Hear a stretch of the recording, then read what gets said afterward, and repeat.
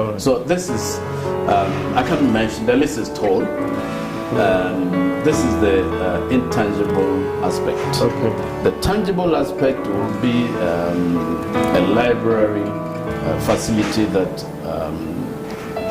my family and I have been able to put up.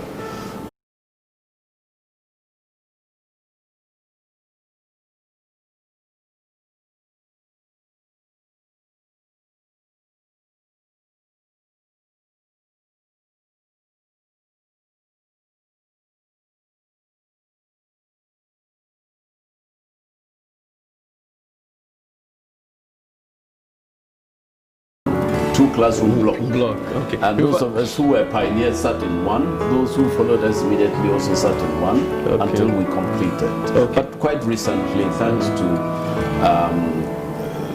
government over the years and thanks to the district assembly, some classroom blocks have been built. Yes. So I felt I have to give back to community by going to put up a library with ICT section, and I'm still looking for some computers to put on the decks of the ICT section. I have been doing. Okay. I've also, through assistance of some benevolent persons, I've been able to supply some books to my former secondary school, that is Nandom Secondary School, and also some used computers. Okay. So, in a nutshell, yes, contributions, some of which are tangible and what I am. Okay. Growing up, as a young traditions and what I've danced. So, as the Maluna, are you allowed to dance in public? And if you are, you're going to play a lot of music and see how you can take your steps as the Maluna and our folk traditionalists, and you know your culture. Well, certainly, let me be very honest. I was born into a traditional African home. And my father, my mother, until they died, remained worshippers of the African traditional religion.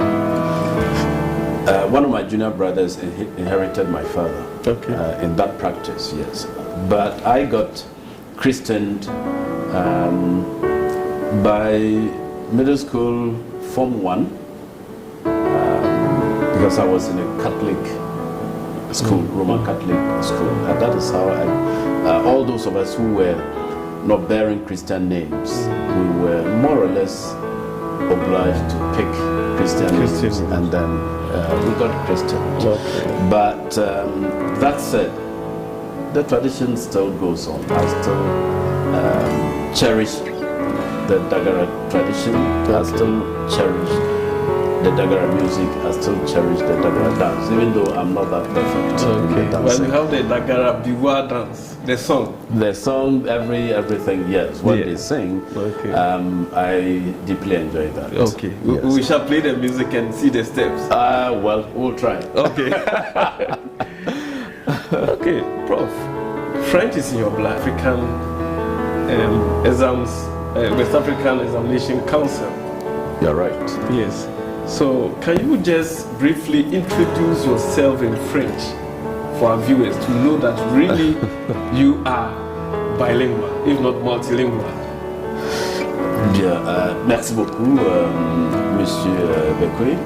En effet, je m'appelle Koupole, d'Ongwen, Burkina Faso et Ghana, au nord-ouest du Ghana.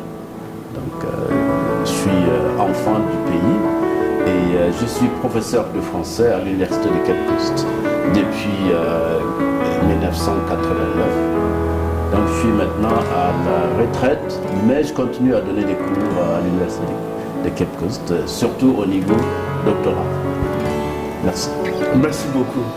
Your viewers, if you don't understand, he said he was born at Nandom and he's now a retired professor, but he still works for University of Cape Coast. Prof, let's go to your formative years. Yes. Your schooling time.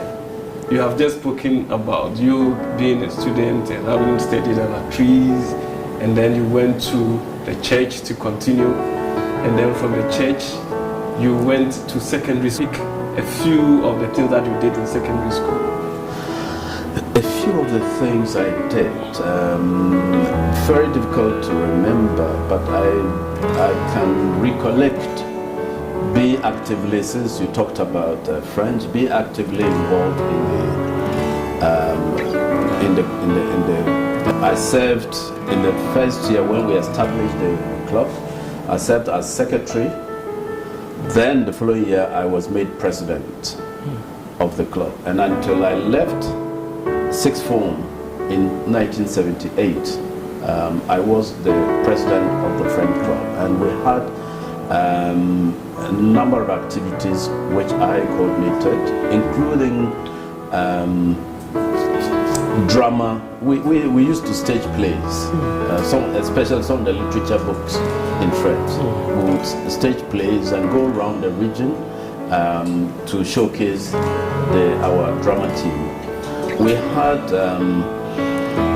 visits to Burkina Faso, since it's not too far.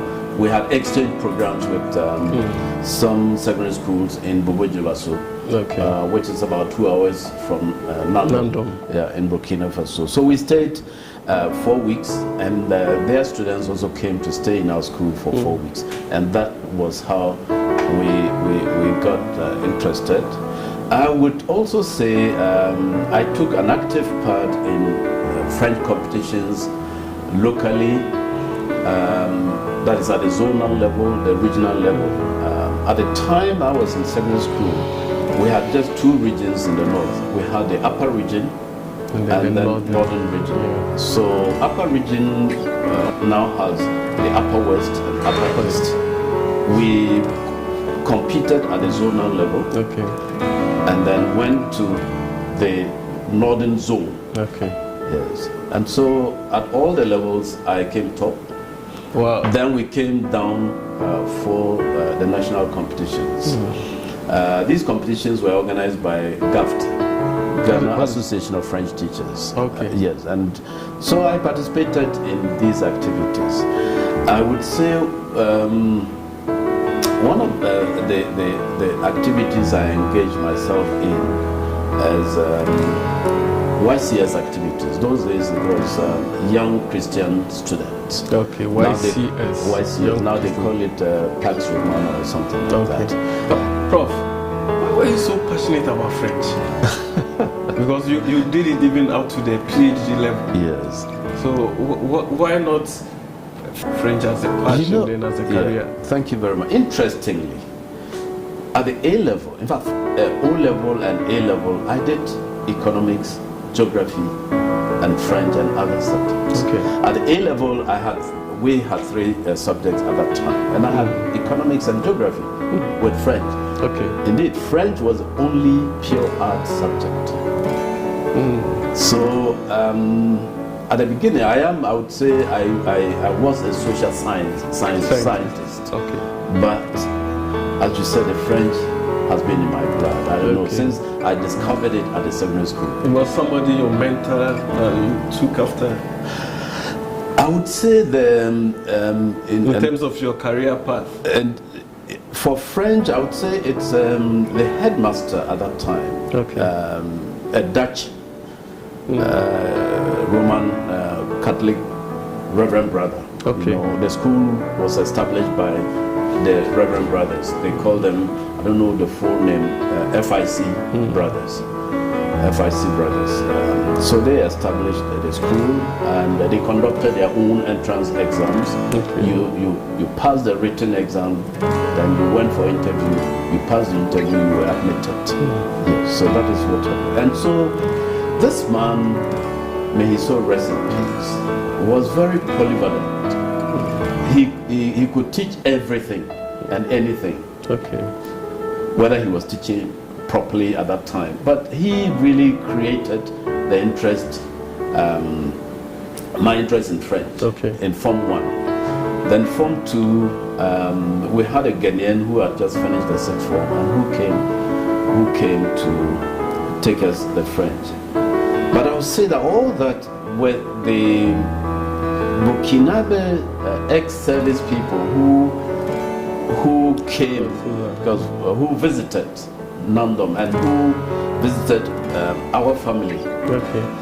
And I heard them speak. Now, with hindsight, I say they were speaking broken French.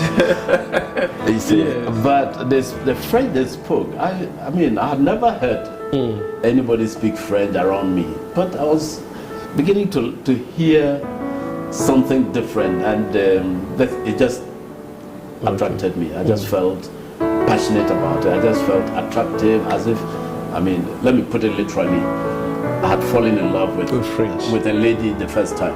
Okay, and Yes. that is French. Yes, that is French. Okay. Yes. So when you gained admission at the University of Cape Coast, Yes. what were the subjects that you were given? Again, very interesting combination. Okay. Including French.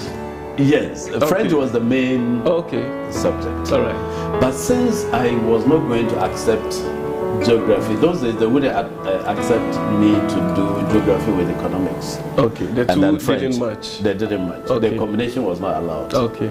So, and I didn't want to leave French. That was 78, but we went into the university in 79 because of the coups. Okay. So they ended up giving me Greek, and then a subject we used to call Greek and Roman civilization with French. These were two other entirely new subjects for me. So I thought the Greek was the modern Greek, and I was again excited.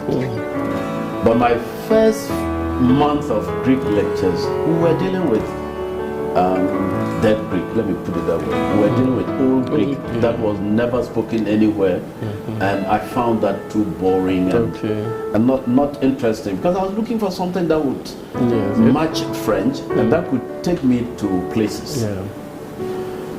So I don't know, the village boy, I don't know where I got the courage. I went to the dean of the faculty at that time and said, look, Faculty of Arts, I said, look, I didn't want the Greek. I didn't want the Greek. And it was changed. Or you had to drop the subject after the first year? It was a tussle. Okay. The head of Department of Classics at that time, late Professor Bedouani.